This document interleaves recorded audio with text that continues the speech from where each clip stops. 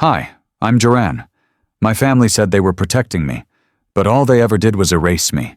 They stole my name, rewrote my father's will the night before he died, funneled stolen money through my social security number, and left me wondering why I never felt like I belonged.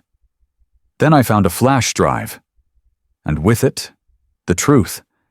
My father wasn't dead. He just walked away. From 2 families. So tell me this. How do you confront a ghost who taught you to lie by living one? Friday nights used to mean something.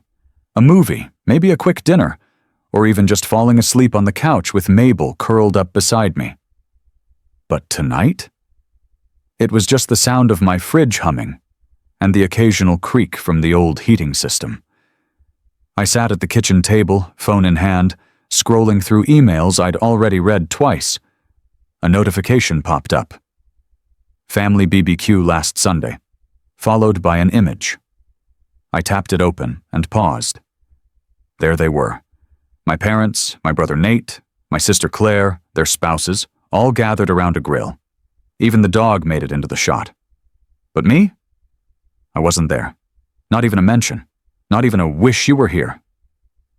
I swallowed hard. It shouldn't hurt. But it did. Mabel wandered in, clutching her stuffed bunny by the ear, her curls a tangled halo. Daddy, when do we go see Grandma again? I stared at her. The question was simple. The answer wasn't. Soon, maybe, I said, my voice cracking more than I wanted. Since the divorce, weekends had been quieter. Work at the auto shop kept me busy, sure, but the silence when I got home. It echoed. My parents had grown distant, but I didn't realize just how much until the invites stopped coming. Not even for birthdays, not even for holidays.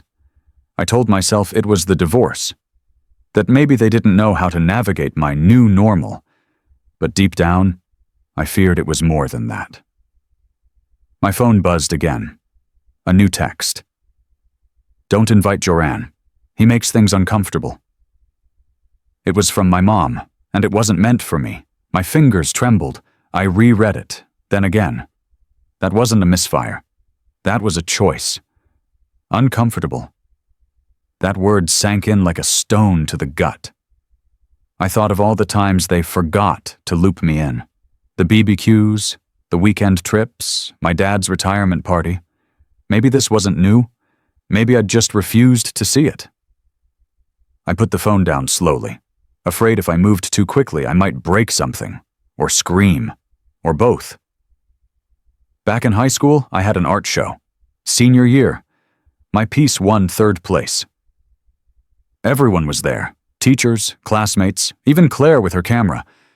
But not my mom. She said she had work. But the next day, I found out she went to a church social instead. I laughed. Bitter, dry. Mabel was now on the floor drawing, crayons scattered like stars around her. What color is Grandma's house? She asked. Gray, I said. Cold kind of gray. She didn't get it, of course. She was too young to understand the kind of cold that seeps into your bones when people you love act like you're invisible. A few minutes later, I opened Instagram. Nate had posted the same BBQ photo. The caption read, "Family is everything. Family. Everything." I stared at the empty chair in the corner of the photo. It looked like it was waiting for someone, like it was waiting for me. I didn't comment, didn't like it, just stared. When did I stop being part of that everything? There was a time I was the golden boy, at least I thought so. College scholarship, solid job, a house. Then the divorce came, and with it, a silence I couldn't shake.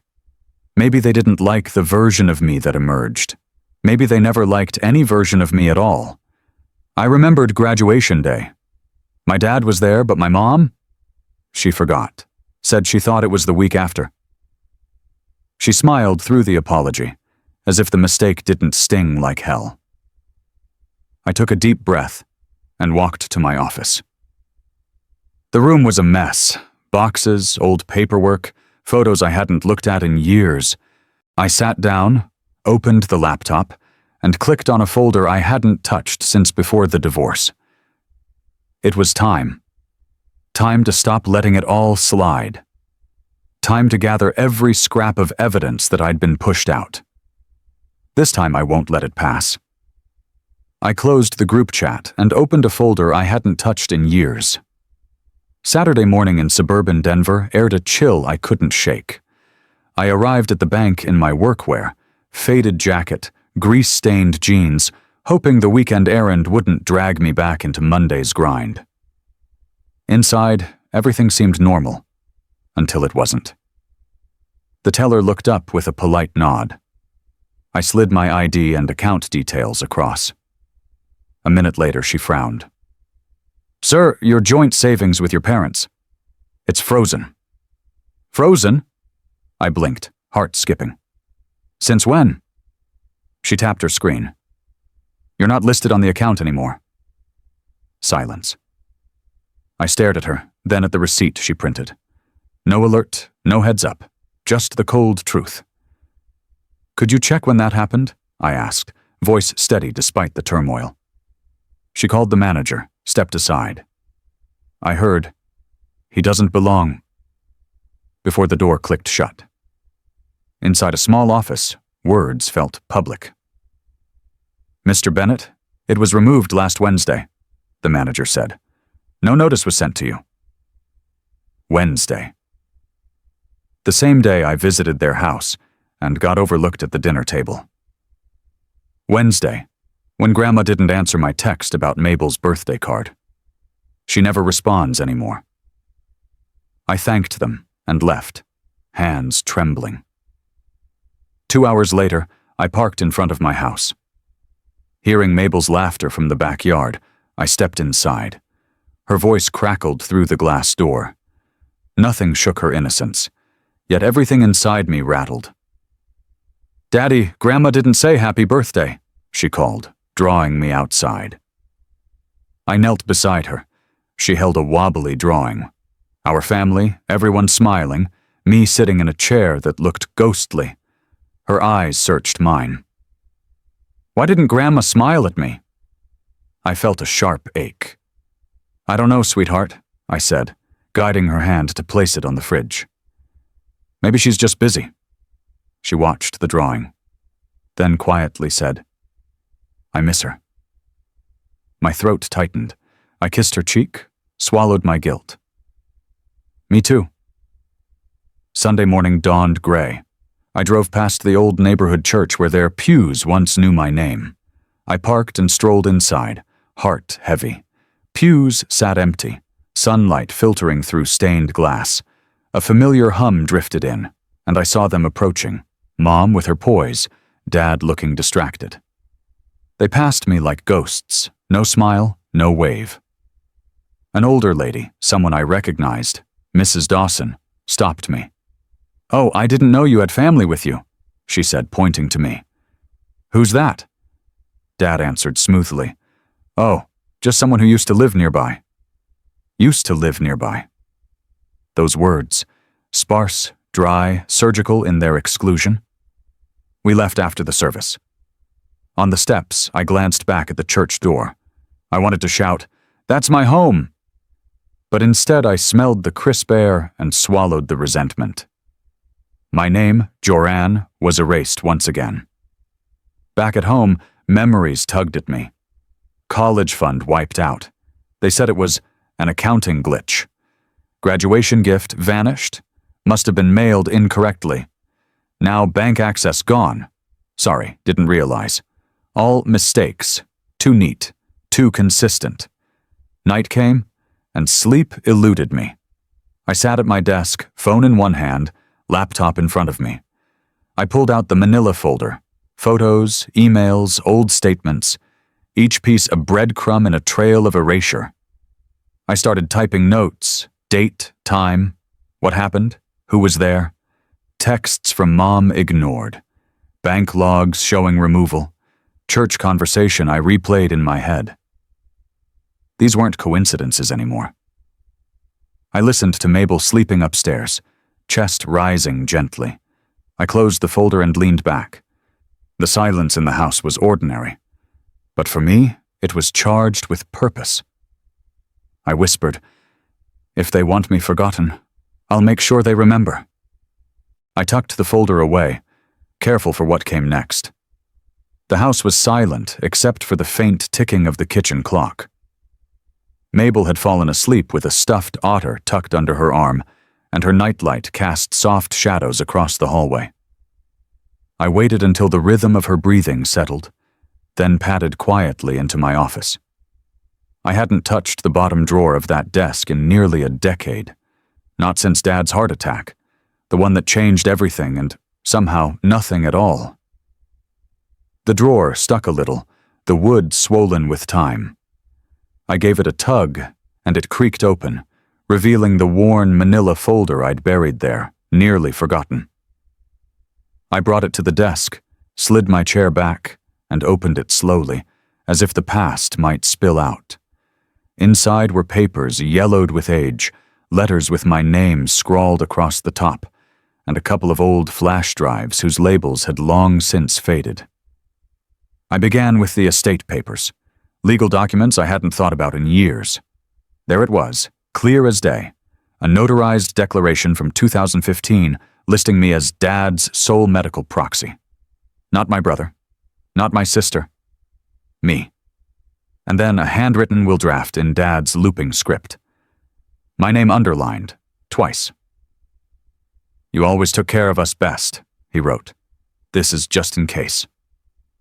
I sat back. My chest tightened, not from shock, but from a kind of bitter clarity. That was before Eli and Dana moved back to Denver, before they were suddenly around all the time, before Dad started pretending I didn't exist. What happened in between? I turned to the flash drive, plugged it into my laptop, and waited.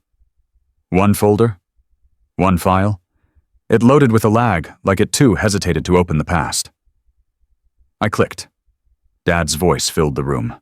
Rougher, younger, warmer. "If anything ever happens, Joanne knows where everything is. He's the only one I trust with this." My hands went cold.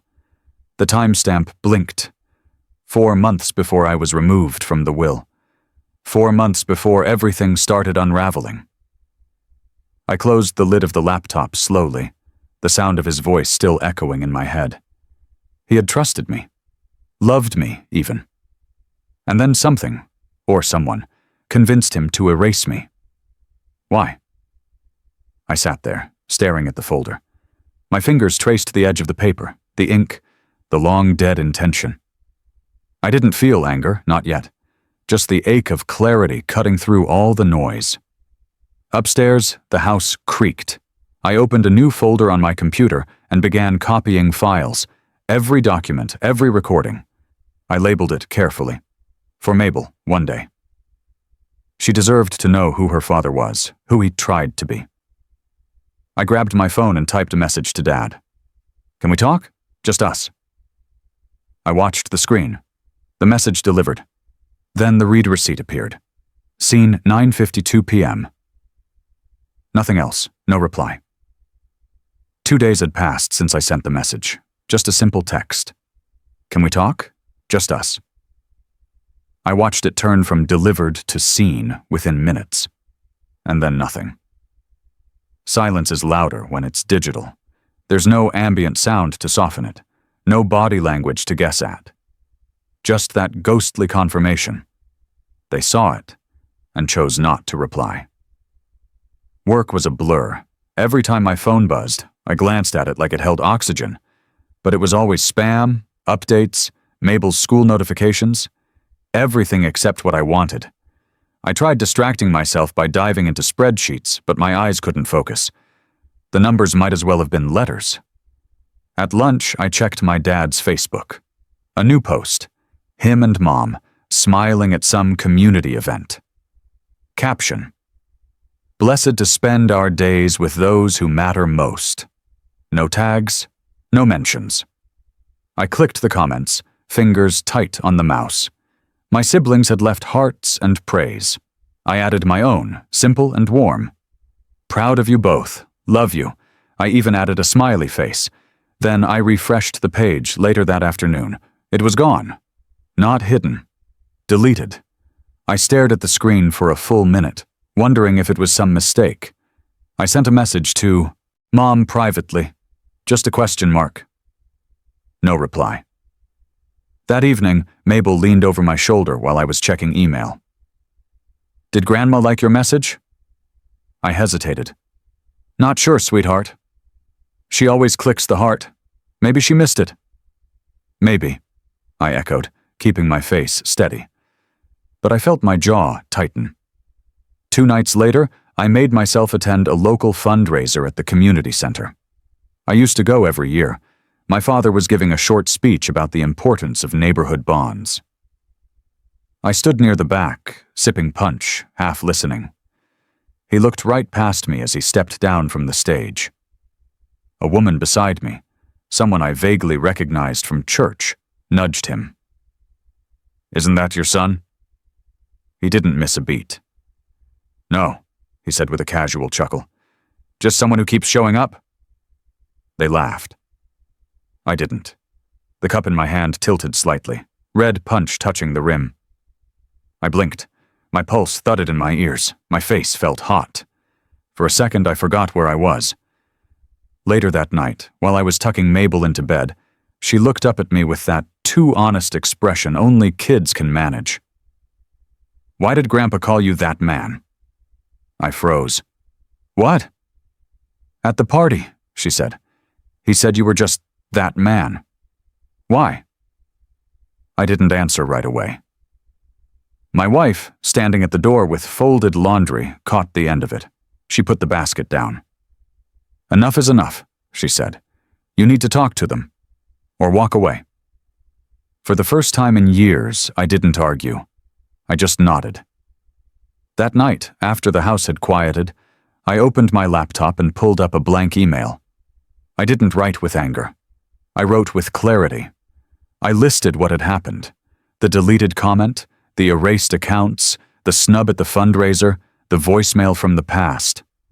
I didn't accuse, I didn't beg, I just stated facts. I ended with this. This isn't about inheritance, it's about dignity.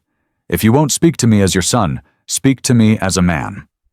I hovered over the send button for several seconds, then clicked. Sent. 2:13 a.m. I sat back, staring at the blinking cursor, listening to the silence press in around me. I wasn't sure what I was waiting for anymore. An answer, a storm, or just something. 2 full days passed after I sent the email. No call, no reply, no attempt at reconciliation.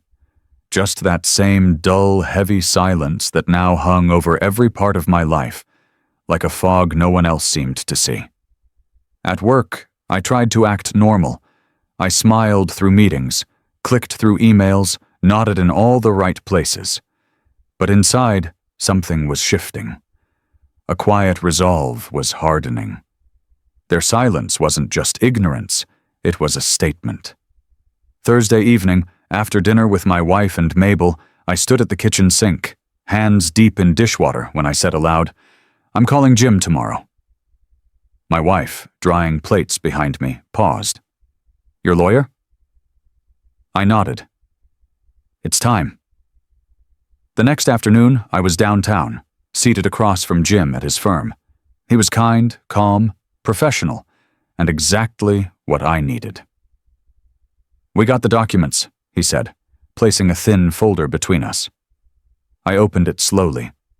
The latest copy of my father's will was inside. I flipped through the pages with a growing sense of dread. And there it was. I had been removed. Entirely. Every clause that once bore my name now had my brother's. The signature was real, notarized, dated 2 months after the voice memo I found. The one where Dad called me the only one he trusted. Jim tapped a section near the end of the document. This line here, he said, was added. I read it. Joran will not benefit from this estate for reasons known to him. It landed like a punch to the ribs. Cold. Precise. Cruel. Jim didn't speak. He didn't have to.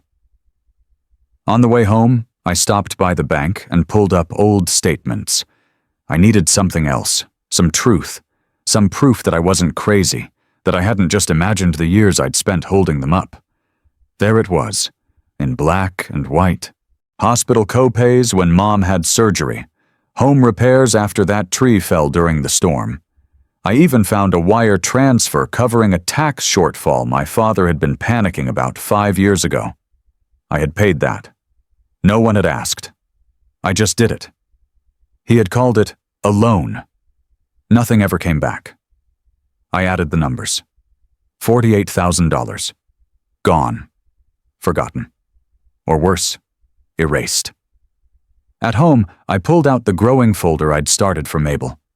My daughter was watching cartoons, giggling with her juice box, oblivious to the world crashing down behind her father's eyes. My wife stood beside me as I documented every payment, every note. She placed a hand on my shoulder. "Don't let them make you disappear," she said quietly. I nodded. I wouldn't. That night I sat on the back porch with my phone in hand. The air was cool. My fingers hovered over the screen before I hit dial.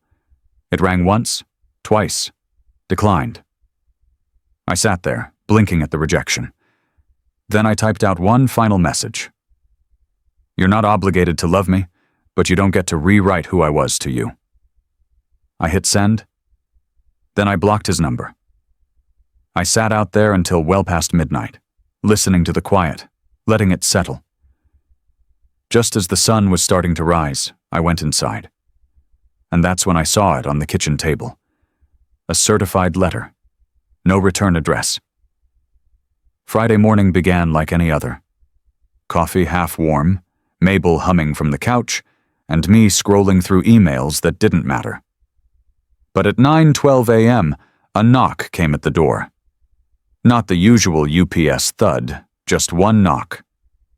By the time I got there, the porch was empty, except for a plain manila envelope tucked into the corner of the welcome mat. No return address, no postage. Just my name, printed in shaky block letters. I brought it inside slowly, like it might burn. Mabel looked up from her cartoons and asked, "Did Grandma send me something?" I forced a smile, told her no, and headed for the kitchen. There, I opened the flap and pulled out two things. An old Father's Day card, with my name scratched out in black ink, and a sheet of paper folded into fourths. The document inside made my chest tighten. It was a DNA result, dated 2007, the kind printed on sterile white paper from some generic lab. At the top, my full name. Below that, under Parents, it simply said, "Inconclusive." No further details, no logos, just a sticky note attached, written in sharp pen. "You always felt different, didn't you?" I sat there, unable to move. A cold sweat climbed up my back. I remembered, vividly now, a moment when I was 17. Mom had pulled me aside after dinner one night, told me I was special. I thought she meant academically, college-bound, scholarship-worthy. But now, sitting in my kitchen as a grown man, I realized she might have meant something else entirely.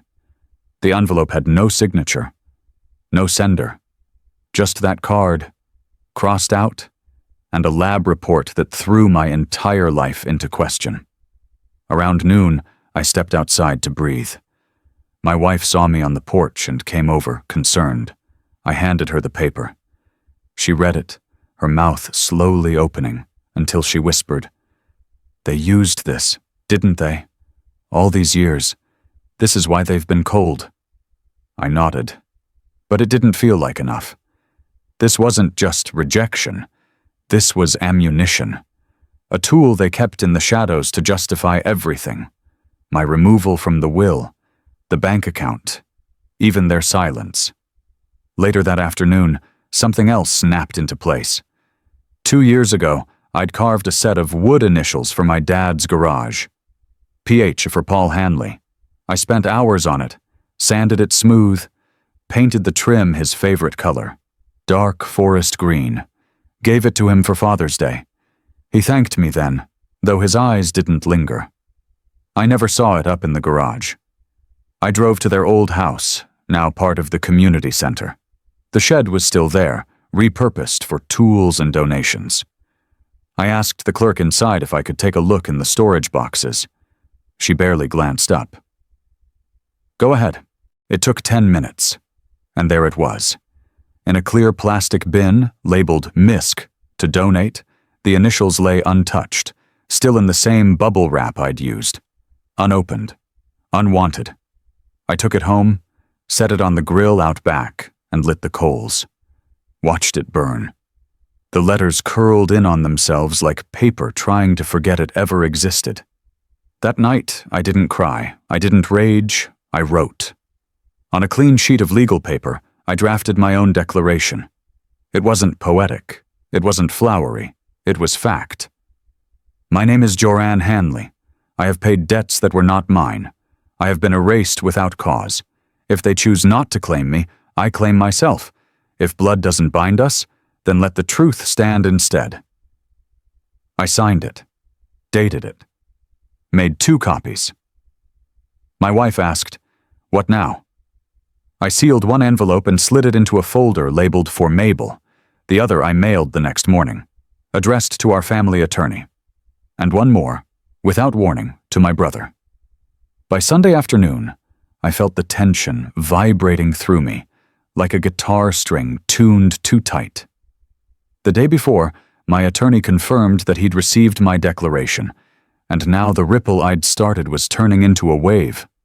I showed up at the family estate, my childhood home with its aging facade, hand in hand with my wife. She squeezed my hand confidently, reminding me why I was here, to stand up, not to break. We walked past familiar rose bushes, now yellowing in late summer, and stepped into the living room where the meeting was held. I saw them immediately. My brother, seated front and center behind a polished mahogany table, glancing at me with thinly veiled triumph. My sister hovered nearby, her eyes flicking between us like a referee. Dad sat beyond her, stone-faced.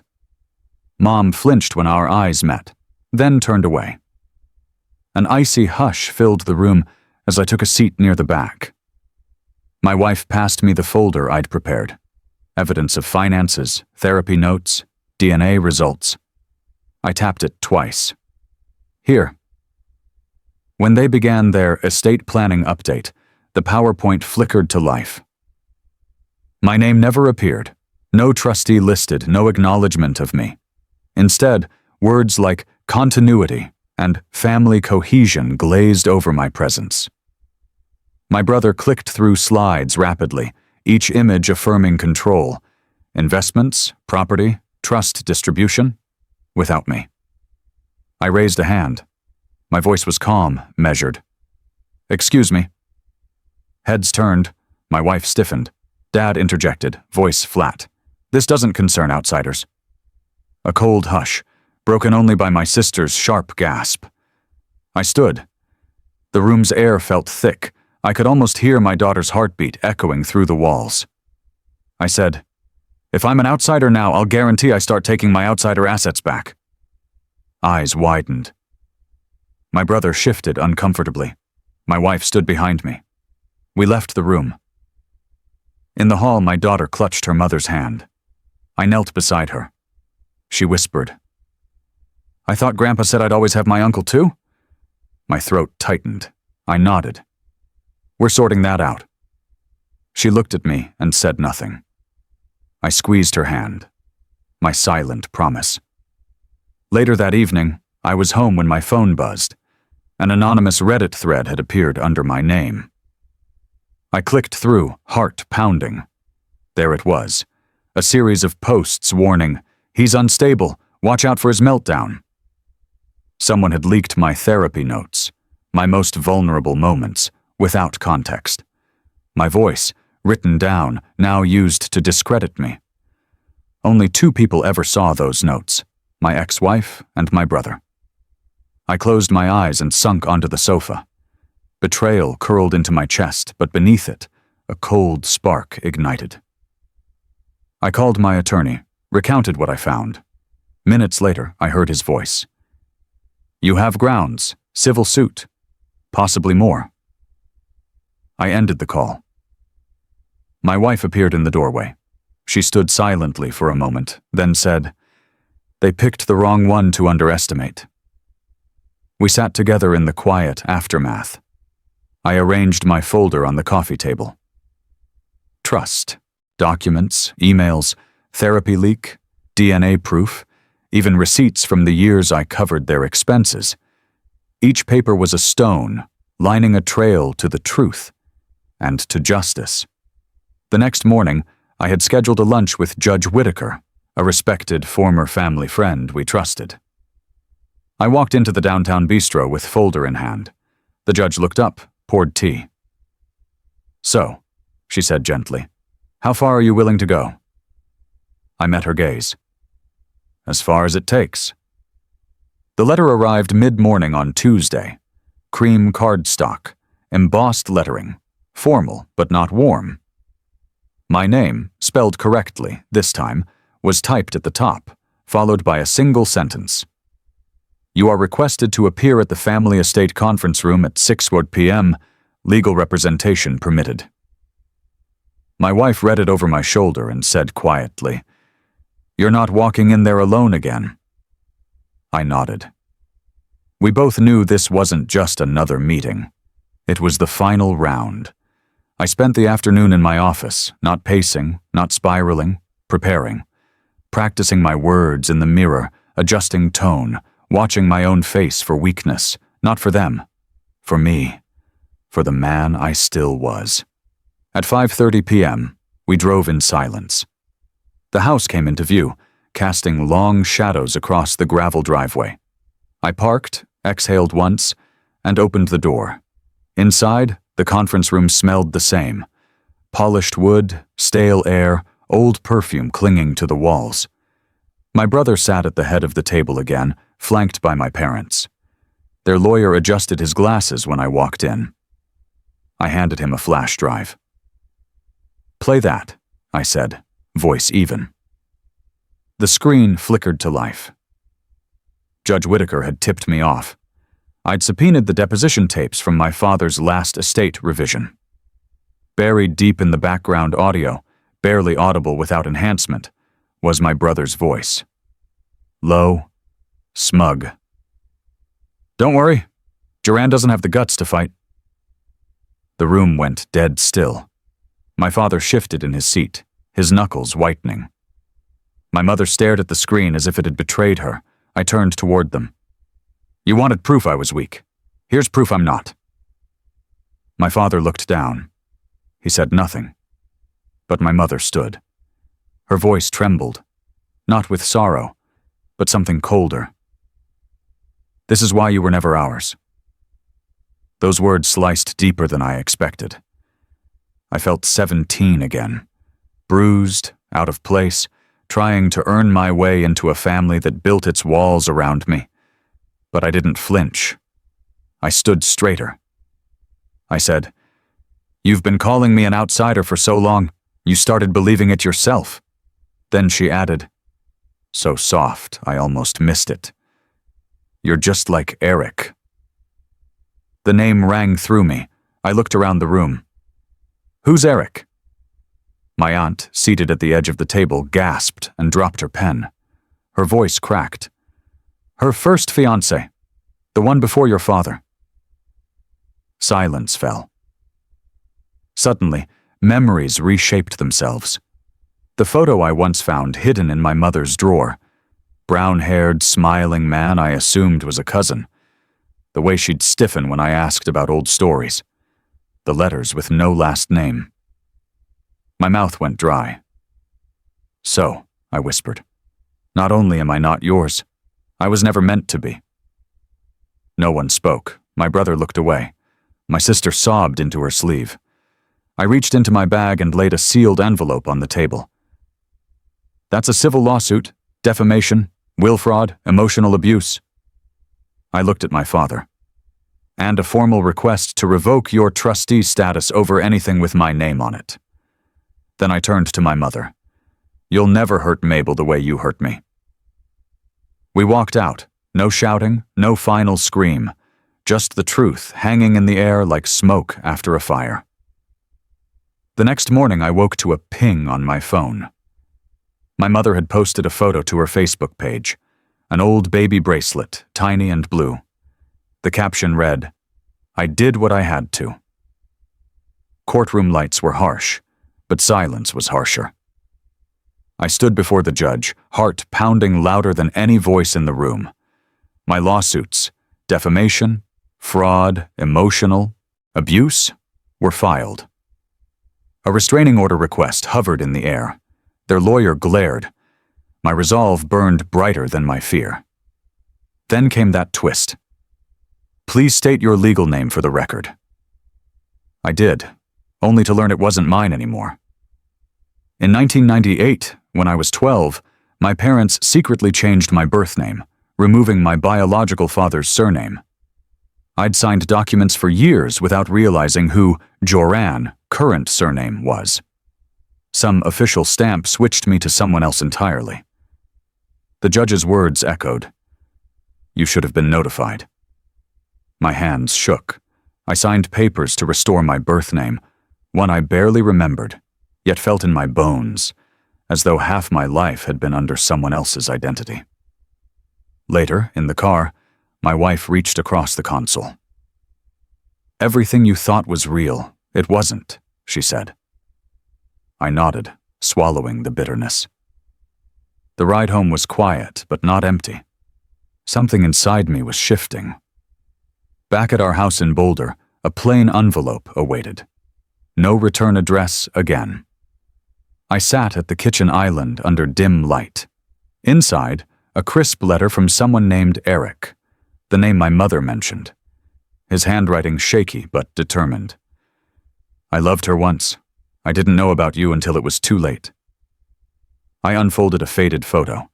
A baby wearing a tiny bracelet, the same one my mother posted after Chapter 8. That baby was me. Everything recalibrated in my chest. I traced the bracelet with a fingertip. The next afternoon, I called my aunt. She answered in a voice colored with apology. I didn't ask questions. I let her speak. She confirmed what Eric wrote. My mother and Eric had a brief affair before the wedding. I wasn't supposed to be born to them. Granny and Grandpa stepped in, insisted they raise me. The biological father vanished. My parents rebuilt their truth around me. They hid my story.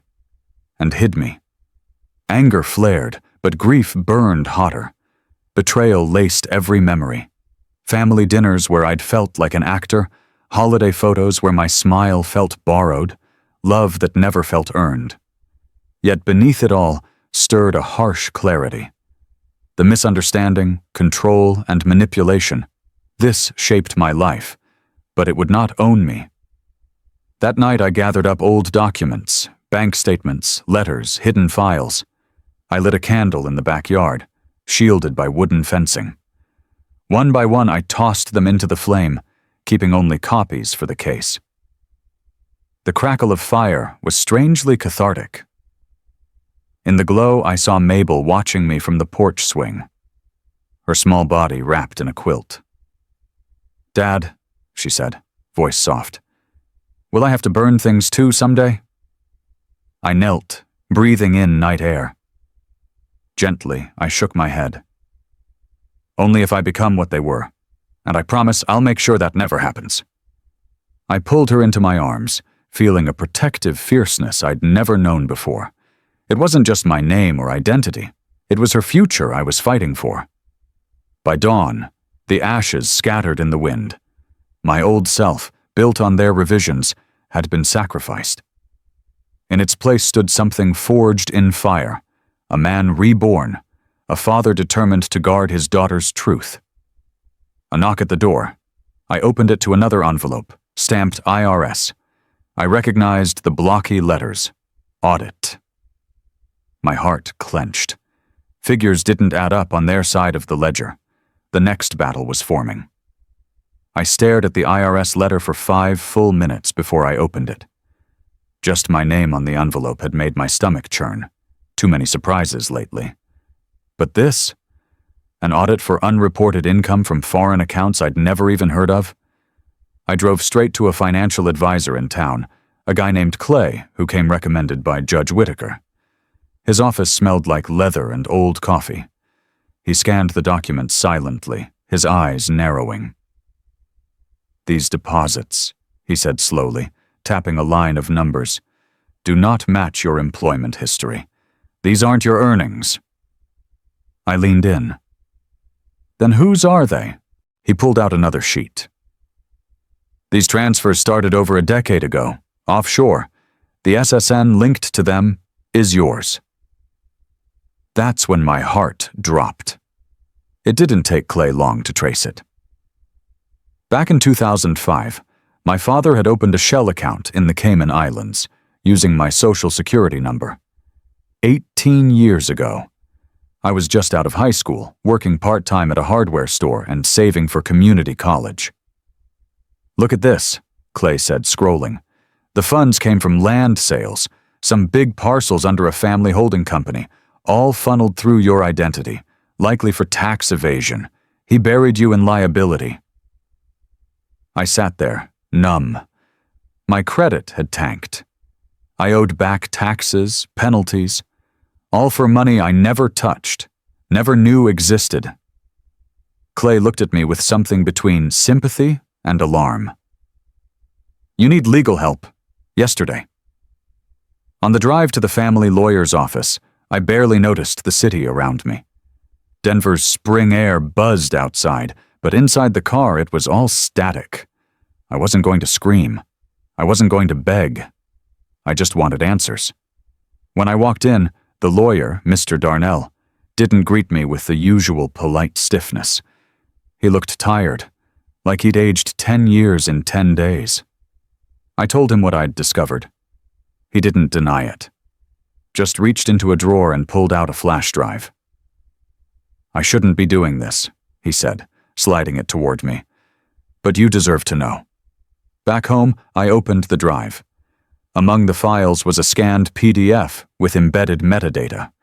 It was Dad's will, version history and all. One version dated 3 years ago, named me, Ethan, and Sadie equally. The next version, updated the night before Dad's heart attack, cut me out completely. The reason? Due to estrangement. There had been no estrangement, no blow-up. The only crime I committed was asking Mom if the name Eric meant anything. I snapped the laptop shut. My pulse was racing, but not from panic. It was focus, a furious clarity. I called Ethan, Sadie, and our half-sister Holly, told them to meet me at the old family house. That evening, we stood in the dining room, the same one where Dad used to lecture us about loyalty. I laid out everything. The audit, the offshore accounts, the altered will, the secret identity theft. At first, silence. Then Sadie's eyes welled up. "Why would they do this to you?" she whispered. Ethan folded his arms. "You've always had issues with Mom and Dad. You're not exactly objective." My jaw clenched. "This isn't about feelings. It's about fraud. You think I faked government documents? The will history? You think I set up a Cayman account when I was 19? "It's your word against ours," Ethan muttered. "No," I said, reaching into my bag. "It's your word against these." I dropped a folder of evidence on the table. They looked at the papers but didn't touch them. The denial was thick in the room, suffocating. Only Sadie moved. She stepped forward, gently tugged my sleeve. "Wait outside with me a minute," she said. I followed her to the porch. Night had fallen. The air smelled like pine and distant rain. She handed me a small USB drive, tucked in a tissue. "I wasn't supposed to keep this," she said. "But I did. And you're going to need it." Back home, I barely spoke a word. The only sound was the soft hum of the rain tapping the windows and the occasional thunder rumbling in the distance. I tossed my keys into the bowl by the door, then turned to Sadie's gift, the flash drive, still wrapped in tissue like it was something sacred. Or radioactive. I sat on the couch, the glow from my old laptop casting pale light against the dim living room. The file folder on the drive was labeled, "Private, do not share." My heart pounded. I clicked it open. The video started automatically. My mother. Hair grayer than I remembered, voice thinner but steady. She was seated at her vanity, the one with the rose-carved mirror she never let us touch as kids. The timestamp said it was recorded 6 months before Dad died. She stared directly into the lens. "If you're watching this," she began, "then the truth has unraveled more than I ever intended." She sighed, looked away for a beat, then back. "We lied. Not for you. For the legacy. The name. We had to protect it." She spoke of financial shell games, names on accounts that weren't hers, and years of false tax returns orchestrated by my father, with her silent compliance. Each name she mentioned, each account she referenced, lined up with what the IRS had flagged just days ago. "And your father?" She paused, swallowing hard. "Wasn't just yours." My hand froze on the trackpad. She reached into her nightstand in the video and pulled out a small photo, blurred by the resolution, but the context was clear. "This," she said, "is the family he started when you were 5, in Arkansas. They never knew about us. Not fully." I sat there, staring at the screen like it might explain itself if I waited long enough. But then the video ended, and I noticed another folder on the drive. Scanned birth certificates, photos, a wedding license dated 1989, 4 years after I was born, 1 year before my little sister. Different state, different names, same man, same father. There were 2 children, a boy and a girl, my half-siblings. Their ages mirrored ours like some cruel reflection. My father had been running 2 lives, parallel but never touching. One image stopped me cold. A family picnic. My father holding the other boy, a proud grin stretched across his face. The boy looked about 8, same nose as mine, same eyes. And then, at the bottom of the folder, a link. It took me to a nonprofit's homepage, a clean, modern site with soft colors and hopeful quotes. The founder? My half-brother? The nonprofit's name? The Richard Legacy Foundation, named after Dad. "He was a hero to us," the header read, "a man of vision, discipline, and unmatched love." I closed the laptop so fast it snapped shut with a clap. I didn't cry. Not this time. But my hands wouldn't stop shaking. I walked to the kitchen, poured a glass of water, and tried to swallow it down. It sat in my throat like stones. I called Sadie. It rang twice. She answered, voice already breaking. "You watched it." I steadied myself. "How long have you known?" "Not long. After he died, Mom had a breakdown, started burning stuff in the garage. I found the drive taped behind the old record player." "And you didn't tell me?" "I didn't know how. I didn't know what it meant." I didn't respond. There wasn't anything left to say that wouldn't burn. After we hung up, I sat in the dark a while. Just me and the storm outside, the city soaked in secrets. I looked at the last tab still open on my screen. The non-profit. Tomorrow I would book a flight. I left the motel at dusk, the sky over Little Rock thick with clouds, bleeding gray into darker gray. The GPS ping from the flash drive had narrowed down a location, a forgotten cabin buried in the woods off an old maintenance road, the kind of place people go when they want to disappear. Or hide. It took hours to track through utility records, and even longer driving the back roads in pounding rain. My fingers tightened around the steering wheel every time the lightning lit up the trees. I whispered to myself, like a soldier heading into war, "This ends tonight." The gun rested in the glove compartment. I didn't want to use it, but I didn't want to be caught unprepared either. The cabin appeared like a shadow among shadows. No lights, just the creak of the trees and the crackle of thunder splitting the sky. I knocked once. No answer. I pushed open the door. It groaned, as if warning me. And there he was. He stood by a wood-burning stove, hunched, skinnier than I remembered, a ghost wearing my father's face, older, hollow-eyed, but alive. His mouth twisted. "You weren't supposed to find me." I stared at him, jaw clenched so tight I felt my teeth grind. "You faked your own death," he nodded, almost as if he was disappointed I'd ruined the magic trick. Insurance money was generous. So was silence. My stomach turned. "You left us.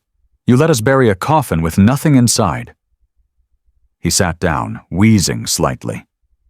"You have no idea what was closing in. The audits, the lawsuits, I had to vanish. And Mom," he glanced away. "She knew enough to keep quiet." I pulled out my phone and hit record. "You made us think you died of a heart attack. You let your kids mourn you." "I gave you an out," he snapped. "You were never meant to be part of this." I stepped forward. "Then why put everything in my name? Why trash my credit, forge my signature, wipe me from the will?" He looked up, eyes dead and flat. "Because you asked too many questions. You broke the illusion. The others? They followed the script. You framed Uncle Dan." He didn't deny it, just rubbed his forehead and muttered, "He was expendable." The rage surged like a second heartbeat. "You were supposed to be our father, not the damn puppeteer of a family circus." His voice turned cold. "Legacy matters more than truth. That's what you never understood." I patched my sister into the call. Put him on speaker. He didn't care. He kept talking. Naming banks, explaining loopholes, admitting he altered the will the night before he died. Every word recorded. I sent the files directly to our lawyer. "You always hated being told what to do," he said as I turned toward the door. "This isn't revenge," I told him. "It's exposure." As I stepped into the night, the air smelled of wet pine and something faintly chemical. I didn't look back. Just walked into the dark, rain plastering my jacket to my skin. By morning, the news broke. Remote cabin engulfed in flames. No body found. The fire was ruled accidental, no foul play, but I knew better. Maybe it was him. Maybe it was just the legacy going up in smoke. Either way, I didn't stop driving until I hit the Colorado border.